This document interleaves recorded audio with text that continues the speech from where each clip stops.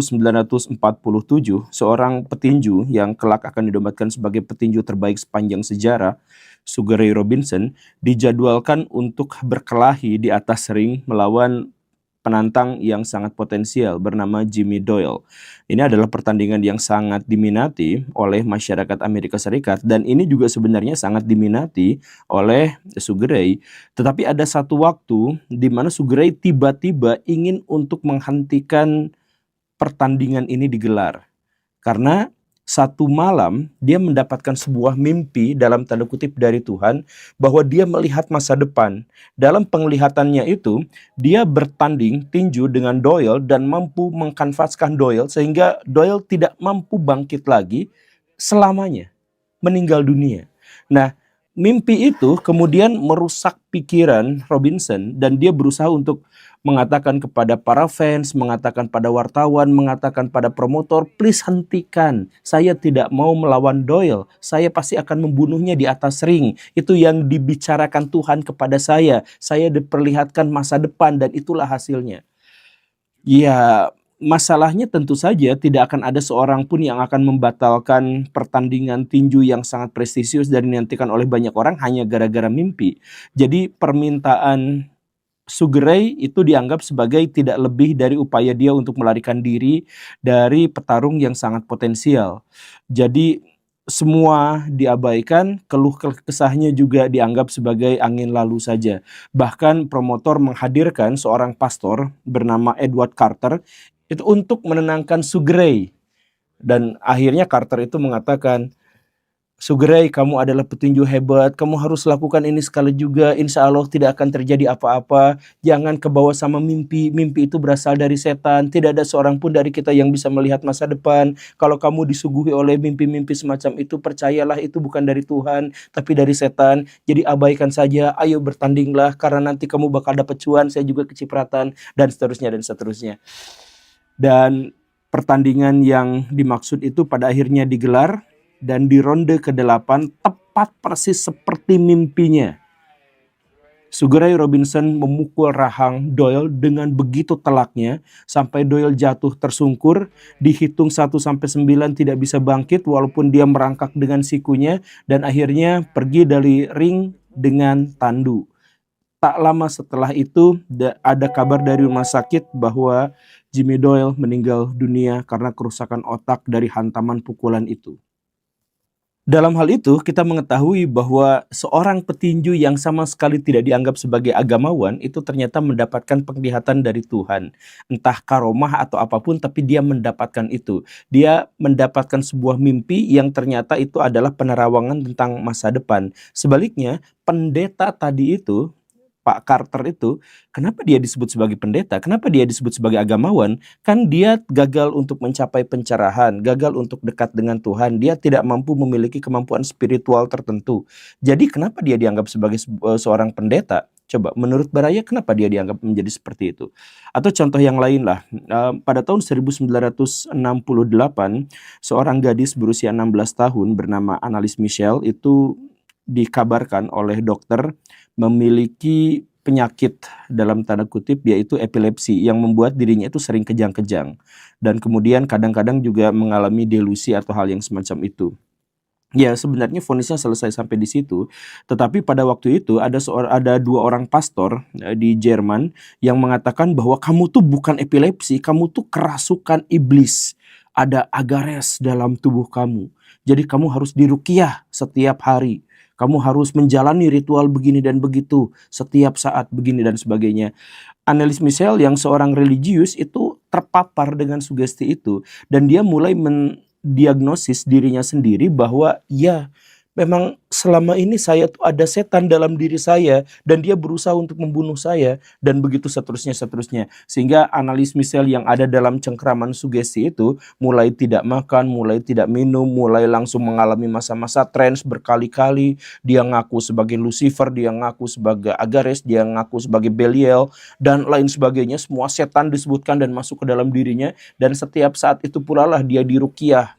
Ada exercise gitu sama gereja Katolik di Jerman itu. Begitu seterusnya sampai Dia meninggal dengan cara yang paling menyakitkan. Selama 5 tahun dia jadi gila, tersiksa, batinnya, mentalnya, fisiknya. Dia sampai harus diikat di ranjangnya, dia sampai harus, maaf ya, BAB di dalam kasurnya. Padahal dia adalah gadis yang sangat cantik dan berprestasi sebelumnya. Tetapi tiba-tiba menjadi rusak seperti itu. Gara-gara apa?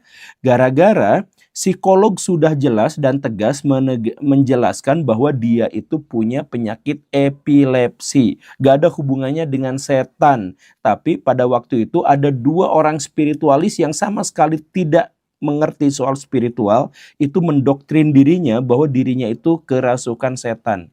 Dan akhirnya apa? Setelah meninggal, kemudian pengadilan menyatakan vonis penjara kepada 2 pastor itu. Nah, dari 2 kisah ini, ada hal yang ingin saya tekankan.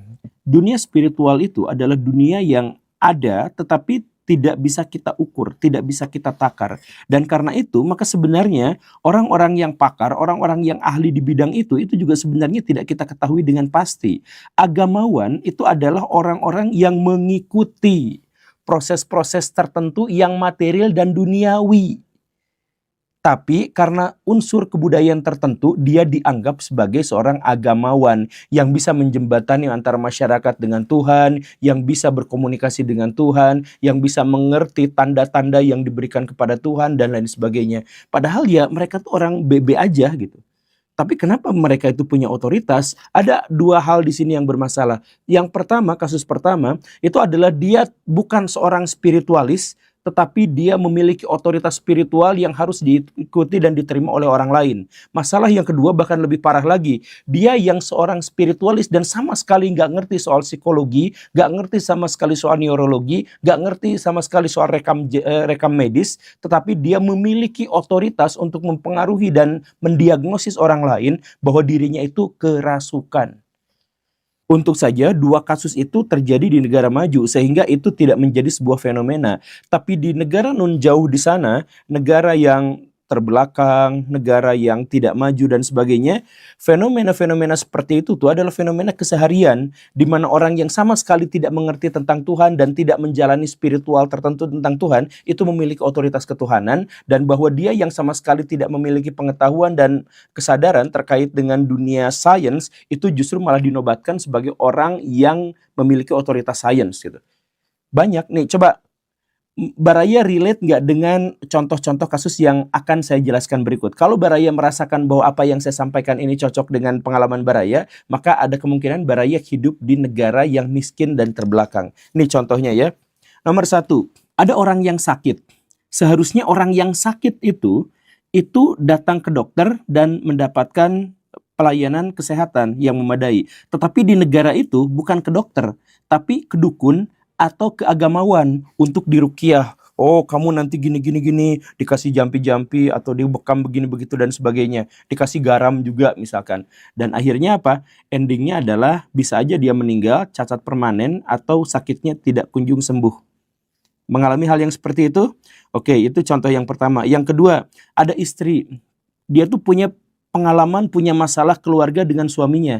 Tapi dia bukan curhat ke psikolog, bukan curhat ke psikiater. Dia curhatnya malah ke agamawan. Nanti sama agamawan dikasih, oh ini fikih pernikahan tuh gini. Akhirnya dia tetap terjebak pada pernikahan yang tidak bahagia. Dia mengabaikan pakar sains dan dia malah menyerahkan masalahnya itu kepada pihak yang sama sekali nggak ngerti soal psikologi dan sains. Ada yang seperti itu, ada kasus lagi seperti ini. Ada sebuah negara itu sudah menjelaskan bahwa ini dianggap pahlawan nasional, ini dianggap pahlawan nasional, ini dianggap pahlawan nasional, beserta dengan biodatanya. Tapi tiba-tiba muncul seorang agamawan yang mengatakan, oh sebenarnya identitas yang diberikan oleh pemerintah itu palsu, karena yang aslinya itu adalah pahlawan ini tuh beragama anu, pahlawan ini beragama anu, jadi tidak sesuai dengan apa yang dipropagandakan pemerintah kepada kita gitu. Itu jadi agamawan gak ngerti soal sejarah, tapi dianggap sebagai orang yang bisa berbicara dalam konteks itu. Kemudian ada masyarakat yang senang sekali dengan bekerja, giat sekali dalam bekerja. Tiba-tiba muncul agamawan yang dia diakui oleh banyak orang, kemudian mengatakan, Untuk apa mengejar dunia? Itu kan cuma sebentar saja. Bayangkan akhirat itu kehidupannya lama sekali. Sedangkan kalian sekarang mengejar-ngejar harta duniawi yang tidak seberapa. Kenapa kalian tidak melakukan tindakan-tindakan yang berhubungan dengan kehidupan setelah kematian? Nah, begitu-begitu. Akhirnya apa? Masyarakat yang produktivitasnya tinggi tiba-tiba langsung jatuh sejak saat itu juga. Dan kemudian ikut ya pada kajian-kajian si agamawan itu untuk menambah pundi-pundi cuan buat si agamawan itu. Apakah ada yang seperti itu? Oke, ada kasus yang lain lagi. Ada seorang anak yang kritis dalam berpikir, dia itu hebat dalam berlogika. Tetapi kemudian datang seorang agamawan yang mengatakan berpikir itu jangan terlalu liar, jangan kritis. Kalau misalkan kamu berpikir seperti itu, nanti kamu seperti kaum itu tuh yang terlalu banyak nanya dan akhirnya gagal untuk memahami agama. Udah, kalau misalkan kamu mendapatkan materi-materi tentang keagamaan, diam saja, ikuti saja, taati saja, jangan membantah. Ya, ikuti saya, gak usah kritis. Bahkan bikin sebuah lembaga yang semua di sana itu gak boleh nanya, gak boleh kritis, gak boleh apa-apa. Bahkan ketika lembaga itu akhirnya juga menghancurkan pendidikan dan peradaban, itu juga masih dibiarkan saja. Karena apa? Karena orang yang tadi tidak memiliki otoritas, gak ngerti psikologi, gak ngerti sains, gak ngerti soal pendidikan, gak ngerti soal manajemen dan sebagainya, tapi malah dianggap sebagai agamawan yang memiliki hak untuk berbicara di bidang itu. Ada nggak yang seperti itu? Atau misalkan ada kasus yang lain lagi. Ada orang yang hidupnya kesusahan luar biasa. Dia tuh terlilit utang. Nah, dia tuh bukannya dibantu bagaimana caranya memanage keuangan. Dia tuh bukan dibantu untuk bagaimana caranya lepas dari kemiskinan. Bukan. Tapi malah nanti kamu setor ke saya 25.000, cukup dengan 25.000 rupiah saja, maka kamu itu akan didoakan oleh semua penghafal kitab suci. Sehingga nanti hutang-hutang kamu akan lunas dengan seketika. Karena cukup bayar 25.000 itu untuk menyantuni orang-orang yang menghafal, nanti kamu semua beban masalahnya akan hilang. Ada yang seperti itu? Ada. Ada juga orang yang mau nikah. Orang yang mau nikah itu mikirin, aduh nanti penghasilannya berapa ya, saya hitung-hitung dulu deh, gini gitu. Tiba-tiba muncul agamawan. Agamawan itu mengatakan, udah rezeki makan langsung dari Tuhan, kamu tuh jangan menggantungkan rezeki kamu itu pada orang lain, pada pihak lain. Nikah aja dulu, nanti rezeki mah akan ngikut dengan sendirinya. Akhirnya pernikahannya kacau. Karena fakir miskin, akhirnya apa? Anak-anaknya terlantar. Akhirnya anak-anaknya tidak bisa dinafkahi dengan baik. Sekolahnya juga cari sekolah yang gratisan. Atau disimpan di sekolah asrama yang mengajarkan nilai-nilai agama dan sebagainya dan sebagainya. Menurut Baraya relate nggak dengan pengalaman-pengalaman yang tadi seperti itu? Dan pengalaman itu adalah fenomena. Sama seperti kasus yang terjadi pada Sugar Ray Robinson dan Annalise Michel. Jadi ada orang yang sebenarnya tuh nggak ngerti soal spiritual, nggak bisa berhubungan dengan Tuhan, nggak apa, tapi hanya gara-gara bisa bahasa tertentu, bisa menafsirkan dengan cara tertentu, kemudian menggunakan pakaian yang menjadikan simbol-simbol keagamaan tertentu, maka dia memiliki otoritas untuk menjawab semua masalah. Ada sejarah, ada sains dan lain sebagainya. Dia memiliki otoritas untuk itu, gitu. Ada nggak yang seperti itu? Dan uniknya adalah orang-orang yang semacam itu, walaupun mereka suka mencampuri sains, mencampuri semua bidang pengetahuan, tapi kalau misalkan ada orang lain yang mencampuri agamanya, dia marah-marah. Kamu siapa? Kamu kan nggak ngerti agama.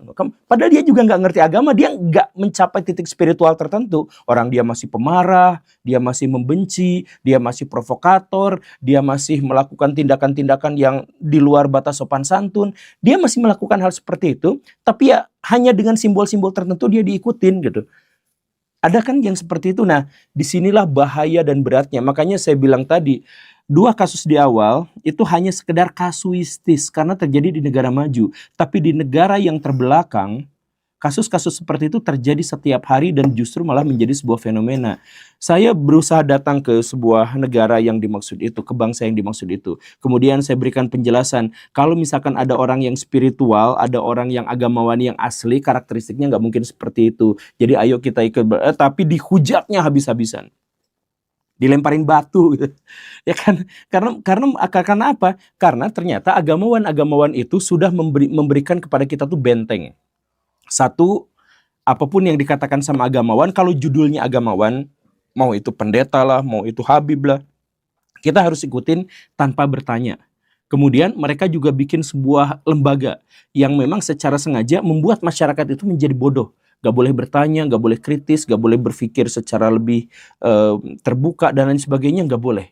Dan lebih parahnya lagi, mereka tuh memiliki kunci surga dan kunci neraka sehingga bisa mengancam orang-orang itu untuk masuk ke situ. Hati-hati nanti kamu sesat, oh kamu maksiat gini, hati-hati. Kan mereka tuh sering bilang bahwa hanya ahli saja yang boleh berbicara di bidang itu. Misalkan ya, tapi mereka tuh bukan ahli maksiat, tapi mereka bisa menghakimi orang-orang yang maksiat. Ya bercanda itu mah. Tapi selalu seperti itu. Dan kemudian mereka juga bukan hanya memiliki kunci surga, mereka menghakimi orang segala rupa, tetapi mereka juga bahkan sampai bisa menggerakkan massa dan bisa menggerakkan pengadilan. Bisa sampai divonis sekian tahun penjara kalau tidak sesuai dengan keinginan dan kepentingan mereka. Di saat yang bersamaan mereka malah melakukan tindakan-tindakan yang merusak alam, berkolaborasi dengan pemerintah yang korup, mereka sendiri ikutan korup dan lain sebagainya. Ya, tapi mereka masih dipercaya. Masih dipercaya. Karena apa? Karena mereka ada di sebuah negara yang terbelakang. Jangan bertanya soal data kalau misalkan saya menyebut bahwa masyarakat Indonesia adalah masyarakat yang masih miskin, atau negara Indonesia secara keseluruhan adalah masih miskin. Ya, kita mengetahui hal itu bahwa misalkan pendapatan per kapita di Indonesia itu cuma 6 jutaan rupiah per bulan rata-rata penduduk Indonesia itu. Dan kalau misalkan kita bandingkan dengan harga rumah, misalkan yang ditapera-taperakan itu, harga rumah itu di beberapa daerah bisa mencapai 23 kali lipat daripada gaji per tahun masyarakat Indonesia gitu. Jadi bayangkan untuk mendapatkan rumah saja kita membutuhkan waktu 23 tahun untuk menabung tanpa mengeluarkan uang untuk makan, untuk jajan dan sebagainya. Seluruh uangnya dikumpulkan, ditabung, kemudian ditunggu selama 23 tahun baru menghasilkan nilai yang setara dengan harga sebuah rumah. Dan itu pun kalau rumah diasumsikan tidak pernah naik sejak 23 tahun menabung itu. Nah, ini kan sudah menegaskan bahwa kita itu adalah masyarakat yang miskin. Kalau kriterianya adalah rumah dan rumah dianggap sebagai bagian dari pokok kehidupan manusia, sandang, pangan, papan itu, maka untuk mendapatkan rumah masyarakat Indonesia butuh waktu menabung seumur hidupnya, bahkan lebih dari itu. Itu rata-ratanya. Nah, dari situlah kita harus meneguhkan atau menegaskan atau mengakui bahwa kita memang adalah negara yang masih miskin atau masyarakat yang masih miskin. Nah, bagaimana kemiskinan itu bisa terjadi? Kemiskinan itu bisa terjadi karena dua hal. Yang pertama itu adalah karena nasibnya berkehendak demikian, atau karena orang itu berkehendak untuk miskin. Kok bisa ada yang berkehendak untuk miskin? Ya ada. Di antaranya adalah orang-orang yang bermental miskin. Nah, orang yang bermental miskin secara teknis adalah orang yang berkehendak agar dirinya menjadi miskin gitu. Jadi misalkan dia mau bangun pesantren, ya udah dia ngemis di short video gitu ya. Dia punya uang banyak untuk ngiklan tapi malah digunakan untuk ngemis, misalkan begitu ya. Atau mau bikin tempat ibadah, malah ngecirik-ngecirik, ngemis-ngemis di pinggir jalan. Kalau misalkan ditanya sama orang, ya kita sebagai orang kecil, kita sebagai fakir miskin, kita sebagai orang yang tidak berdaya, kita mah rakyat biasa dan sebagainya, kata-katanya yang muncul adalah seperti itu. Kemudian ketika diajak nabung, ayo kita nabung, ya nggak bisa nabung lah, uangnya habis untuk makan. Nah, pikiran-pikiran seperti itu adalah pikiran-pikiran dari mental-mental miskin gitu. Jadi mereka memiliki kemampuan untuk beli pulsa, mereka memiliki kemampuan untuk jalan-jalan, hiburan dan sebagainya, tetapi ketika ditanya mereka selalu mengaku sebagai orang miskin. Ketika misalkan bertemu dengan orang asing, orang bule dan sebagainya, kita sungkemnya luar biasa, baik hatinya luar biasa. Ketemu sama pejabat, kita sungkemnya luar biasa, nyembah-nyembah, salim aja sampai cium tangan gitu dan sebagainya.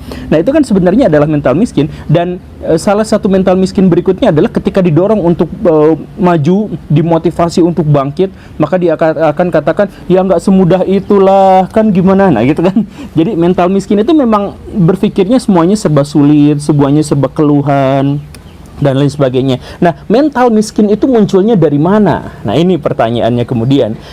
Jadi gini Baraya, kalau misalkan mental miskin itu ada dalam satu individu, berarti itu kesalahan pendidikan dari orang tuanya atau di ruang lingkup keluarganya.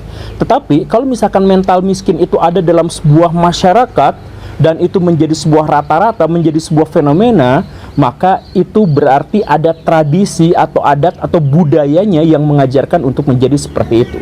Loh, kok nyalahin adat? Dan bukan hanya nyalahin adat, saya bahkan menduga bahwa ini dimulai dari era zaman klasik di Indonesia, zaman Mataram sampai zaman Majapahit.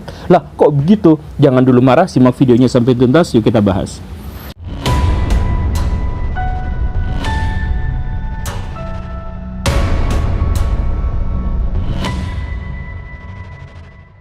Baraya pernah mengalami nggak atau pernah melihat nggak ada ibu-ibu bawa anak kecil ke warung, kemudian si anaknya diajak jajan, sok jajan. Kemudian si anak itu, mama mau milih ini, mainan yang 2000-an. Jangan itu kemarin juga kamu mainan ini nggak dimainin sampai sekarang gini. Ini aja nih, dikasih makanan. Mama mau mainan yang itu, nggak boleh. Pokoknya dipaksa sedemikian rupa sampai si anak itu memilih makanan, bukan mainan. Pernah nggak Baraya mengalami hal yang seperti itu atau melihat dengan kepala sendiri ibu-ibu yang memperlakukan anaknya seperti itu? Anaknya mau jajan mainan malah nggak boleh, disuruh beli makanan. Sebenarnya kalau misalkan dalam bahasa parenting, justru yang seharusnya diberikan itu adalah mainan, karena mainan itu mendorong kreativitas dari si anak. Sedangkan kalau makanan jajanan warung kan sebenarnya belum tentu baik gitu ya. Tapi yang dipaksakan oleh si ibunya, kenapa hal yang sebaliknya? Kenapa makanan? Ini sebenarnya ada sejarahnya Baraya. Jadi dulu itu masyarakat kita itu adalah masyarakat yang miskin, sedemikian miskin sampai ibu-ibu kita itu tidak memiliki alokasi uang untuk jajan, kecuali harus mengorbankan untuk makan. Jadi kalau misalkan si anak jajan berarti dia nggak makan, kalau misalkan si anak itu makan berarti dia nggak jajan, karena jatah uangnya segitu-gitu aja gitu. Nah, untuk bisa mensiasatinya, maka ibu-ibu di masa lampau itu ketika si anaknya jajan, maka si anak itu disuruh jajan makanan agar makannya sudah tercukupi dari jajannya itu. Jadi sekali pukul dua alokasi kena langsung gitu. Dulu sejarahnya itu seperti itu. Nah, jadi kalau misalkan Baraya pernah mengalami Baraya itu pengen mainan malah disuruhnya jajan makanan, berarti itu adalah indikasi kuat bahwa leluhur Baraya itu fakir miskin. Nah, tapi kan sudah tidak relevan lagi kalau misalkan sekarang kan sudah tidak seperti itu. Nah, tepat disitulah argumentasinya Baraya. Jadi tradisi itu melanggengkan sesuatu bahkan ketika sebuah penyebab sudah tidak lagi relevan untuk masa modern atau masa sekarang gitu. Jadi kan sekarang sudah tidak miskin, tapi kenapa ibu-ibu masih memperlakukan anaknya seperti itu? Kan si ibunya sudah tidak kelaparan, si ibunya sudah punya alokasi dana, tetapi kenapa kalau misalkan bawa anak ke warung tetap harus menyuruh si anak itu jajan makanan? Ya karena diwariskan, tradisi itu diwariskan turun-temurun, bahkan ketika penyebab dari sebuah fenomena atau kejadian itu sudah tidak terjadi lagi, sudah tidak relevan. Ini seperti halnya ketika misalkan orang-orang Indonesia itu dikenal sebagai masyarakat paling ramah di dunia terhadap turis asing.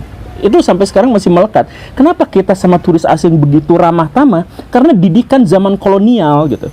Jadi pas zaman Belanda ketemu sama raja, ketemu sama Belanda itu harus sembah kita tuh, dan menganggap bahwa mereka itu lebih superior. Kan diajarkan oleh Belanda itu di sekolah-sekolah kita itu diajarkan bahwa Belanda lebih terdidik, lebih maju, lebih kuat, lebih hebat, untuk menegaskan bahwa kalian tidak berhak untuk merdeka. Kalau misalkan kalian merdeka, kalian memang akan menghabisi diri kalian sendiri. Serahkan kekuatan politik dan ekonomi itu kepada Belanda. Itu diajarkan di sekolah-sekolah. Nah, karena itu maka sampai sekarang kita itu kalau ketemu sama orang asing ramah tamahnya luar biasa, baiknya tuh luar biasa gitu. Ya kan gitu kan. Nah, jadi lah, tapi kan masyarakat kita sudah tidak dijajah lagi. Betul, masyarakat kita sudah tidak dijajah lagi. Makanya apa yang saya garis bawahi, tradisi itu melampaui zaman. Tradisi itu bahkan ketika sebuah penyebab dari sebuah fenomena itu sudah hilang, kita tetap akan menjalankannya. Kan begitu. Nah, kenapa bisa seperti itu? Ya karena dalam masyarakat terjajah, tradisi itu sakral, udah mirip kayak agama gitu. Tradisi itu. Jadi misalkan contohnya beginilah ya, ini contohnya aja. Di Indonesia sekarang banyak pesantren yang kalau misalkan anak-anak dimasukkan ke sana, anak yang baik keluarnya jadi anak yang nakal. Anak yang tidak merokok keluar dari pesantren itu jadi perokok berat. Anak yang baik-baik, yang santun masuk ke situ, pas keluar lagi jadi suka ngebantah orang tuanya, banyak ngedalil tetapi malas bekerja. Banyak yang seperti itu. Misalkan saya sebutkan seperti itu. Secara statistik banyak yang seperti itu. Ada nggak yang berani mengkritik pesantrennya? Tidak banyak. Kenapa? Karena kita mensakralkan tradisi itu. Kan pesantren itu sebenarnya bukan sesuatu yang sakral. Itu adalah produk kebudayaan. Produk kebudayaan di masa lampau. Di masa lampau pesantren itu sangat bagus. Karena apa? Karena pesantren adalah transformasi masyarakat Indonesia untuk pertama kalinya dalam sejarah, dari tradisi non-tulisan berubah menjadi tradisi tulisan. Makanya banyak ilmuwan-ilmuwan barat yang menyebut pesantren itu adalah awal mula dari sejarah modern di Indonesia. Karena sejak saat itulah masyarakat Indonesia kenal baca tulis secara masif. seluruh masyarakat. Itu di zaman dulu. Kemudian di zaman sekarang, pesantren sudah tidak relevan lagi dalam beberapa aspek dan dalam beberapa pesantren, karena dia masih mengikuti tradisi-tradisi lampau yang penyebabnya itu sudah tidak ada lagi di zaman sekarang. Nah, ada nggak orang yang berani mengkritik pesantren? Nggak ada. Sedikit sekali yang berani mengkritik pesantren. Karena apa? Karena itulah yang saya sebut tadi itu. Di masyarakat terjajah, tradisi itu sakral sehingga tidak boleh dikritik, tidak boleh diapa-apain, bahkan yang mengkritiknya dihujat habis-habisan. Begitu kan? Nah, dalam hal itulah kemudian kita memahami bahwa mentalitas miskin masyarakat Indonesia itu sebenarnya adalah mentalitas yang juga berasal dari masa lampau, tetapi dipertahankan oleh tradisi. Dan tradisi itu disakralkan sehingga kita awet dalam jangka waktu yang sangat lama untuk bermental miskin. Dan mental miskin itu menjadi salah satu biang dari korupsi di Indonesia gitu. Coba Baraya misalkan tanya sama birokrat-birokrat yang koruptor itu, yang korupsi itu, yang pejabat-pejabat lurah apa segala rupa yang korupsi itu, kalau misalkan ditanya kenapa korupsi seperti itu, ya kan gaji kami kalau di sini mah kecil sedikit, kami kebagian jatahnya kecil gitu. Kan pikirannya itu seperti itu gitu. Jadi ketika mereka misalkan sudah mengidentifikasi diri sebagai gajinya kecil, mengidentifikasi diri sebagai ya intinya mah tidak bersyukur, maka disitulah celah di mana mereka itu membenarkan korupsi mereka. Nah, ini dimulainya dari mana? Dimulainya dari ketika mereka mempertahankan tradisi masa lalu mereka. Tradisi masa lalu yang mana sih? Di era Majapahit, di era Mataram yang mana yang bisa dipertahankan sehingga mentalitas masyarakat Indonesia menjadi mentalitas masyarakat yang miskin? Saya jelaskan begini Baraya. Ini tentu saja menjadi sangat kontroversial, tetapi silahkan cek pada siapapun yang menurut Baraya ahli, misalkan dalam hal ini. Termasuk misalkan kepada Asisi Channel, itu kan keren banget. Nah itu silahkan Baraya konfirmasi kepada Bapak yang dimaksud itu, Pak Asisi ya. Di Indonesia kuno itu, masyarakat terbagi menjadi dua hierarki yang dipisahkan dalam segregasi yang benar-benar biner gitu. Yang pertama itu adalah kelas penguasa, dan yang kedua itu adalah kelas rakyat. Kelas penguasa itu digambarkan sebagai mereka yang berhak untuk melakukan apapun yang mereka mau, sedangkan kelas rakyat itu adalah mereka yang tidak berhak melakukan apapun yang mereka mau kecuali atas izin dari orang yang ada di atasnya. Orang yang ada di atasnya itu, ciri berikutnya adalah mereka menguasai seluruh sumber daya yang ada dalam sebuah wilayah, termasuk tanah, termasuk lahan dan lain sebagainya. Sedangkan orang yang rakyat itu tidak memiliki akses terhadap kekuasaan atas tanah itu, atas sumber daya itu. Sehingga kalau misalkan mereka bertani di satu tempat, maka pertanian itu sebagian harus disetorkan kepada yang atasnya karena diasumsikan bahwa tanah itu sebenarnya adalah milik dari penguasa itu, sehingga harus disetorkan dalam bentuk upeti. Begitu. Nah, ini sebenarnya diceritakan dalam banyak sekali buku-buku kuno di Indonesia. Bahkan kalau misalkan Baraya mau ngecek, seluruh prasasti di Indonesia yang menggambarkan tentang sebuah kerajaan tidak pernah menyebutkan kalangan bawah. Dan kenapa harus seperti itu? Ya karena di situ ada dewa dan ada manusia. Jadi penguasa itu adalah dewa atau representasi dari dewa atau titisan dewa atau anak dewa atau kerabat dewa. Itu raja. Sedangkan rakyat jelata itu manusia. Jadi ketika manusia berhikmat kepada raja, maka mereka sebenarnya berhikmat kepada dewa mereka gitu. Makanya setiap raja-raja meninggal, aturannya dua. Ketika misalkan dia meninggal, dia harus meninggal sebagai seorang dewa. Dicandikan, kemudian candinya menjadi tempat peribadatan, misalkan seperti itu gitu ya. Atau misalkan si raja itu ketika dia meninggal, penggantinya adalah harus kerabatnya, anaknya, sepupunya, menantunya dan sebagainya. Karena darah dari dewa itu pasti akan menerus pada dewa yang lain, yaitu kerabatnya sendiri, kan begitu ya. Kalau misalkan manusia ya darahnya udah beda, itu darah manusia, kan begitu. Nah, karena misalkan dewa dengan rakyat itu atau raja penguasa dengan rakyat itu benar-benar ada dikotomi yang sangat besar di antara mereka berdua itu, maka rakyat sama sekali tidak memiliki pilihan lain. Jadi kalau misalkan rakyat itu mau kaya misalkan, maka dia harus mengabdi kepada si raja itu. Kan dia nggak mungkin jadi rajanya, dia hanya bisa mengabdi pada rajanya, kan begitu ya. Nah sekarang tradisi itu sekarang kita masukkan ke dalam dunia nyata. Apakah sama atau tidak di dunia nyata, di dunia aktual, di zaman modern sekarang gitu di Indonesia? Ketika ada penguasa, penguasa itu selalu mengatakan bahwa kami melakukan ini untuk rakyat, kami membela rakyat, kami pro rakyat, kami melakukan begini untuk perbaikan kesejahteraan rakyat dan sebagainya. Begitu kan? Di satu sisi. Di sisi lain, rakyat akan mengatakan, ya kami sebagai orang kecil, kami minta bantuan kepada pemerintah, kami berharap agar pemerintah segera menyelesaikan proyek ini, kami berharap agar pemerintah gini. Nah, dikotomi ini muncul dari apa? Dari bahwa prinsip penguasa itu bisa melakukan segala hal, sedangkan rakyat tidak bisa melakukan apapun. Karena semuanya adalah milik raja gitu. Makanya sampai sekarang dipertahankan, politisi-politisi kita bahkan sebelum mereka jadi pejabat, mereka sudah mengatakan kami pro rakyat gitu. Kan dalam konteks demokrasi tidak ada pemilihan antara rakyat dengan penguasa, tuh gak ada. Karena penguasa sendiri adalah rakyat gitu. Demokrasi pemerintahan di bawah rakyat gitu. Jadi pemerintah itu adalah rakyat. Tapi karena kita pikirannya adalah pikiran zaman kuno yang dipertahankan oleh tradisi kita, tradisi yang kita sakralkan itu. Jadi kalau misalkan ada raja, kita ketemu sama dia, kita suntangan. Kalau kita menghujat dia koruptor, dia apa, ketemu sama dia masuk tangan gitu.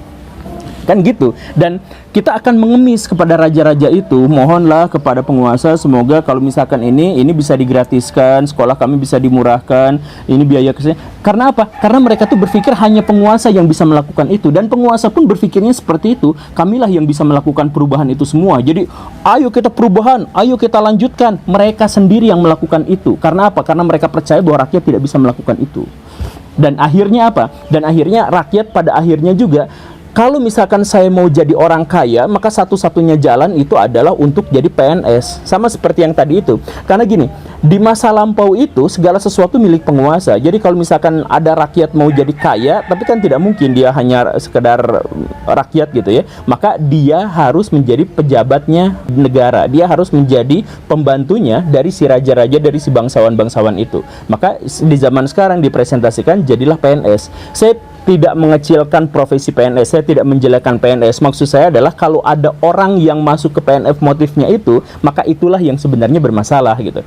Nah, kenapa orang-orang masuk ke PNS? Ya, saya mah nggak pengen kaya, saya mah udah masuk PNS mah nggak akan jadi kaya, biasa-biasa aja. Yang penting ada jatah pensiun, yang penting susah dipecat. Nah itu kan, jadi masuk zona nyaman di mana kita nggak bisa diapa-apain. Jadi kalau sekali lagi, kalau Baraya mau masuk PNS itu nggak jadi masalah. Tapi kalau tujuan masuk PNS adalah biar tenang, nggak apa-apa, nggak kaya juga, yang penting mah tenang, susah dipecat dan sebagainya, kemudian nanti dapat jatah pensiun, itu adalah mentalitas kemiskinan. Saya mohon maaf ya, tapi memang gitu. Nah, rakyat zaman dulu juga berpikirnya seperti itu. Satu-satunya cara agar saya bisa menaikkan status saya adalah jadi pejabat, jadi PNS, jadi pengabdi kepada raja gitu. Begitu kurang lebihnya. Nah, pikiran-pikiran semacam itu juga pada akhirnya melahirkan banyak sekali hantu-hantu di Indonesia. Jadi kalau misalkan Baraya lihat ada buta hejo gitu ya, buto hijau gitu. Ya buta hejo, kemudian apa yang ngipri, kemudian babi ngepet, kemudian tuyul. Nah, hantu-hantu itu muncul dari mana? Dari mentalitas miskin itu. Jadi masyarakat kuno itu berpikir keras. Tidak mungkin dalam pikiran mereka, tidak mungkin untuk menjadi kaya tanpa memiliki sawah atau memiliki jabatan tertentu bersama raja. Itu gak mungkin gitu. Makanya ketika datang orang Cindo ke Indonesia, orang-orang Cina datang ke Indonesia, mereka nggak punya tanah, mereka nggak punya sumber daya, tapi kok mereka kaya raya. Nah, ini jadi pikiran bagi orang-orang Indonesia di zaman dulu tuh gak masuk akal. Yang kayak gini tuh asli gak masuk akal. Ini pasti muncul gara-gara mereka punya pesugihan, gara-gara mereka punya tuyul. Karena mereka kaya tapi gak punya sawah, mereka kaya tapi bukan PNS. Pasti mereka ini. Jadi pikiran hantu-hantu seperti itu muncul dari keanehan masyarakat Indonesia nemu orang-orang Cindo kaya sejak awal. Padahal bukan seperti itu. Sejak awal orang-orang Cina orang Cina di Indonesia gitu ya, tidak mengikuti tradisi masyarakat Indonesia soal yang mempertahankan mentalitas kemiskinan itu, sehingga mereka bisa maju kaya dan sebagainya dengan berniaga, sedangkan masyarakat kita masih terkungkung dengan itu gitu. Nah, jadi ya saya mohon maaf ya, sekali lagi Baraya pasti banyak yang tidak setuju, banyak yang kesal dengan pemaparan saya. Karena apa? Karena banyak di antara Baraya yang masih mensakralkan tradisi itu. Padahal kita gak usah mensakralkan tradisi. Jadi maksudnya tradisi itu adalah identitas masa lampau kita. Yang tugas kita di zaman sekarang adalah untuk mengembangkan itu menjadi lebih besar, bukan kemudian menjadikannya tameng untuk membenarkan kegagalan kita. Jadi ayo sama-sama kita perbaiki tradisi. Gak apa-apa kan? Karena zaman sudah berubah, apa yang menyebabkan tradisi itu sekarang sudah tidak ada lagi dan sebagainya. Maka kita terus-terusan berkembang demi zaman, demi bisa beradaptasi dan bisa bertahan hidup menjadi lebih baik lagi, dan agar menjadi sebuah bangsa yang besar. Jadi baraya itu saja ya. Mohon sekali lagi coba digarisbawahi kalau misalkan ada di antara baraya yang masih marah-marah, sakit hati dan sebagainya, ya itu adalah bukti argumentasi saya tadi bahwa tradisi bagaimanapun masih disakralkan betapapun penyebab dari sebuah kondisinya sudah tidak ada. Terima kasih karena sudah menyimak. Saya Guru Gembul. Assalamualaikum warahmatullahi wabarakatuh.